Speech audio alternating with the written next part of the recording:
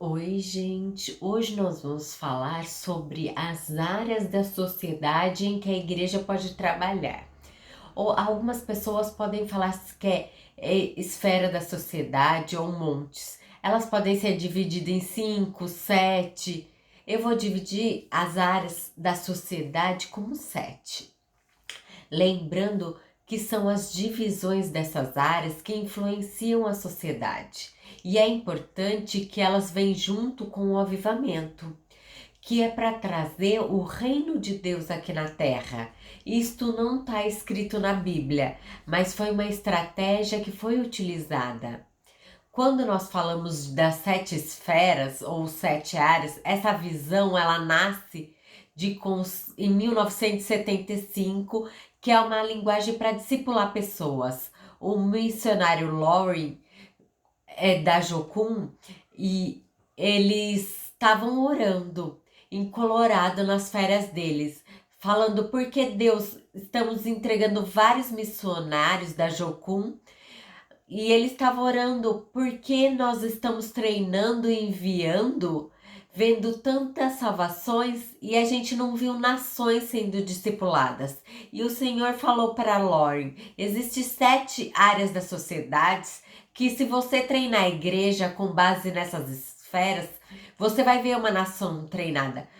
Lauren recebe uma ligação de Bill e ele estava convidando o Laurie para os café e os dois se juntam. Aí ele fala que o Espírito Santo foi visitado e tinha uma estratégia para discipular. E ele pôs no papel e falou exatamente as mesmas esferas, áreas que eles tinham recebido um dia antes. Então, o Senhor, de maneira sobrenatural, visita 2 homens, onde divide as áreas da sociedade que a gente deve discipular as nações. Não estou falando de um evangelho triunfalista, onde impõe domínios como uma cruzada. Um evangelho quando nós treinamos uma igreja para servir a humanidade dentro dessas áreas. Por meio desta visão que eles tiveram sobre essa estratégia de alcançar o mundo todo, eles dividiram em 7 áreas. A primeira foi a igreja, a segunda foi família, a terceira foi governo, a quarta foi educação e ciência, a quinta foi economia e negócios, a sexta foi artes e entretenimento e a sétima, comunicação e mídia. Agora eu vou pontuar cada uma delas. A primeira área que nós vamos falar é a igreja. A palavra de Deus diz em Mateus 16, versículo 18: E eu lhe digo que você é Pedro, e sobre esta rocha edificarei a minha igreja, e as portas do inferno não prevalecerão contra ela. Então Jesus estava dizendo para Pedro que sobre esta pedra, claro que não era Pedro, era a revelação que Pedro tinha acabado de receber, uma revelação que diz que o Filho do Deus vivo, Cristo, está dizendo, tu és Cristo. E diz que bem-aventurado tu, Simãos, tu és Pedro, e sobre esta rocha, sobre esse fundamento, sobre essa revelação, eu vou construir a minha igreja. Uma igreja está construída na revelação de Jesus, é Cristo. E Jesus diz: as portas do inferno não prevalecerão contra ela.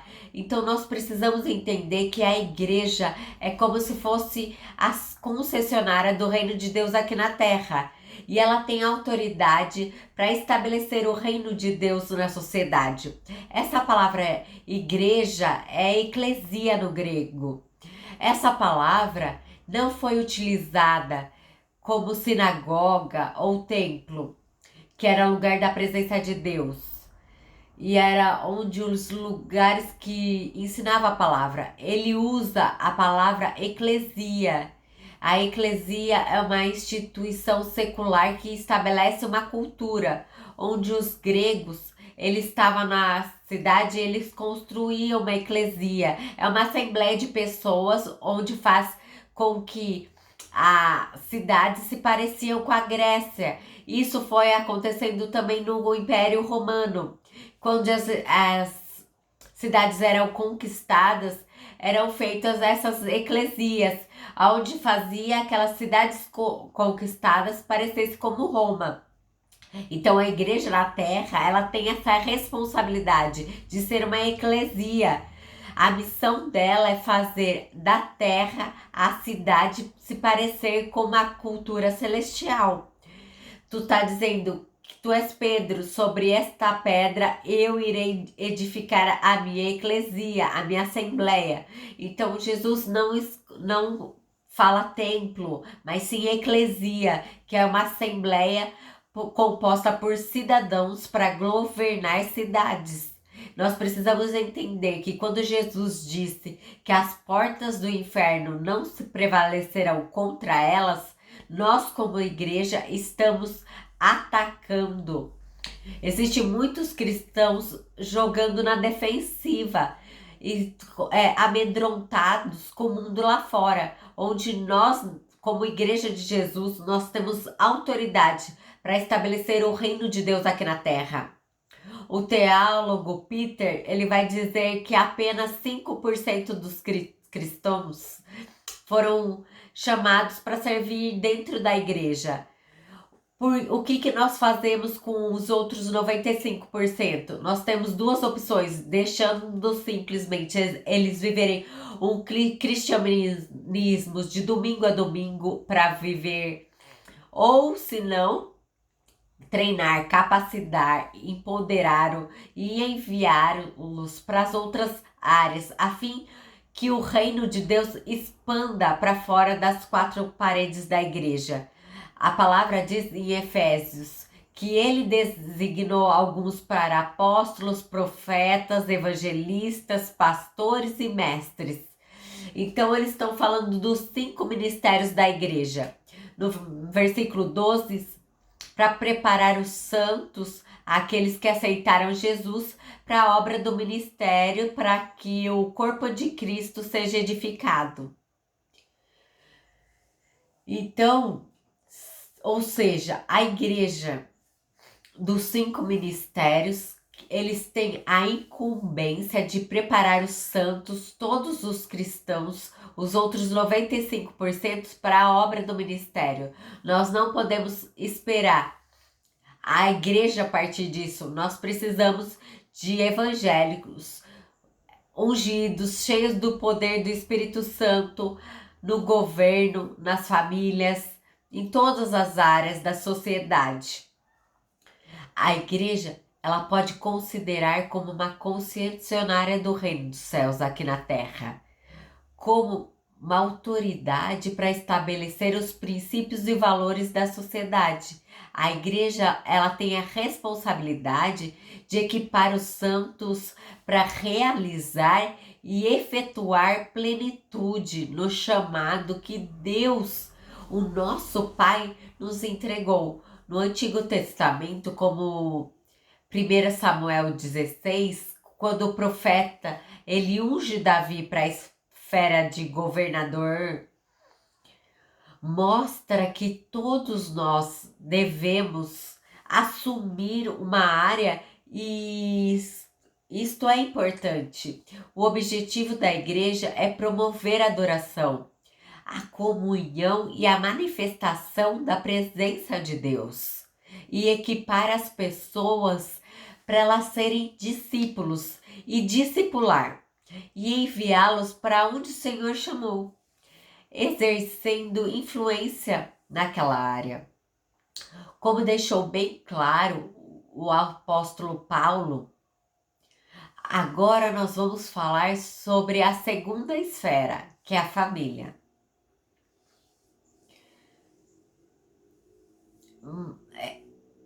A base de uma sociedade saudável é a família. Se você investir em famílias hoje, você colherá uma sociedade equilibrada amanhã.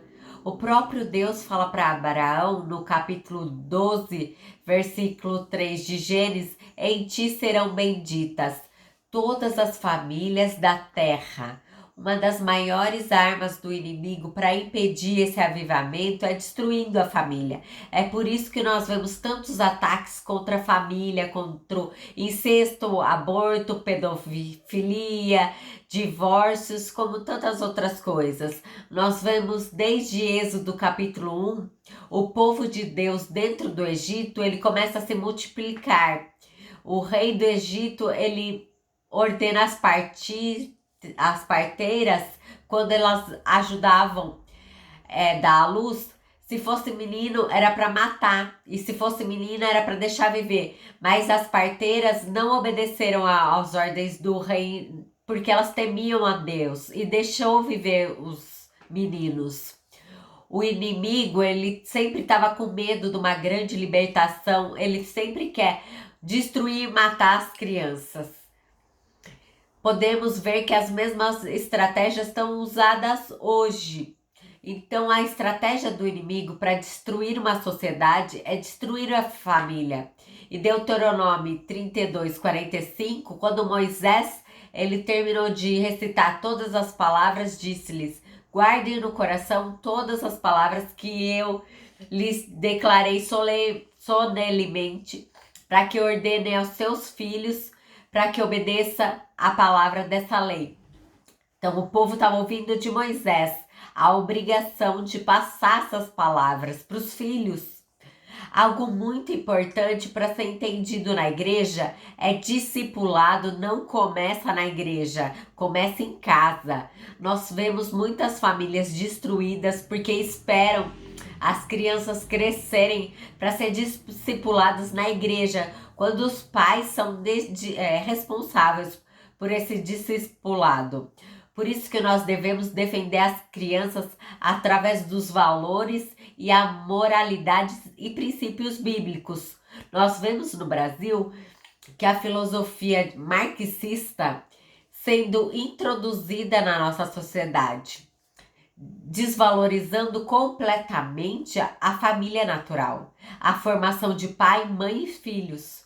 Deus nos deu postos específicos na sociedade para a gente trazer os princípios do reino, trazendo princípios de influências, conselho tutelar, psicólogos e outras áreas que aconselham as famílias.